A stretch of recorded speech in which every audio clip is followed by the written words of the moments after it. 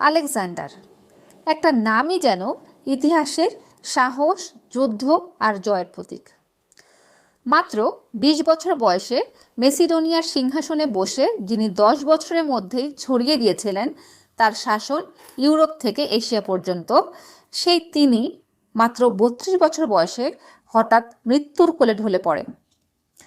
প্রশ্নটা সেখানেই, একজন অজেয় সম্রাট, অসাধারণ শারীরিক শক্তি আর দুর্দান্ত সামরিক কৌশলের অধিকারী ব্যক্তি হঠাৎ কিভাবে মারা গেলেন? ইতিহাস আজও সেই প্রশ্নের উত্তর খুঁজে বেড়াচ্ছে। ৩২৩ খ্রিস্টপূর্ব সালের জুন মাস, স্থান ব্যাবিলনের রাজপ্রাসাদ। একটি রাজকীয় ভোজে অংশ নেওয়ার পরদিনই আলেকজান্ডার অসুস্থ হয়ে পড়েন। প্রচণ্ড জ্বর, পেট ব্যথা, দুর্বলতা। দিনের পর দিন অবস্থা খারাপ হতে থাকে। টানা ১২ দিন ভুগে অবশেষে তিনি নিঃশব্দে মৃত্যুবরণ করেন। মৃত্যুর আগে নাকি তিনি তার সেনাবাহিনীর দিকে তাকিয়ে কেবল চোখের ইশারায় বিদায় জানিয়েছিলেন। কিন্তু এখানেই শুরু হয় ইতিহাসের সবচেয়ে আলোচিত রহস্য। আলেকজান্ডার সত্যিই কি স্বাভাবিকভাবে মারা গিয়েছিলেন, নাকি এটি ছিল এক সুপরিকল্পিত হত্যা? অনেক ঐতিহাসিক এবং আধুনিক গবেষক বিশ্বাস করেন আলেকজান্ডারকে ধীরে ধীরে বিষ প্রয়োগে হত্যা করা হয়।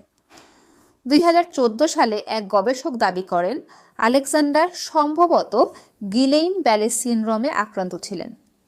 এটি একটি বিরল স্নায়বিক রোগ যা শরীর ধীরে ধীরে প্যারালাইজড করে দেয়। সবচেয়ে রহস্যময় তথ্য হলো তার মৃত্যুর পর ৬ দিন পর্যন্ত তার দেহে কোনো পচন ধরেনি। সে সময়ের গ্রীষ্মপ্রধান আবহাওয়ায় এটা প্রায় অসম্ভব। কেউ একে ঈশ্বরের আশীর্বাদ বললেও আধুনিক গবেষণা বলছে হয়তো তিনি তখন মৃত ছিলেন না, বরং কোমায় চলে গিয়েছিলেন। তার দেহে শ্বাস প্রশ্বাস ছিল এতই ক্ষীণ যে কেউই টের পায়নি। এমনকি এই ধারণাও রয়েছে যে তাকে জীবন্ত অবস্থায় সমাধিস্থ করা হয়েছিল। ইতিহাস কি তাহলে এক জীবন্ত রাজাকে মৃত ঘোষণা করে মাটি চাপা দিয়েছিল? আলেকজান্ডারের মৃত্যুর পর তার মৃতদেহ কাকে দেওয়া হবে, কোথায় সমাধিস্থ করা হবে, তা নিয়ে শুরু হয় বিশাল দ্বন্দ্ব। তার দেহকে ইজিপ্টে নিয়ে যাওয়া হয়, যেখানে তিনি আজও সমাধিস্থ। আজও কেউ জানে না আলেকজান্ডারের মৃত্যু ছিল প্রাকৃতিক নাকি ইতিহাসের সবচেয়ে নিখুঁত হত্যাকাণ্ড। রহস্যটা আজও রয়ে গেছে, আর তাতেই হয়তো ইতিহাসের সবচেয়ে অজেয় সম্রাট চিরজীবী হয়ে আছেন।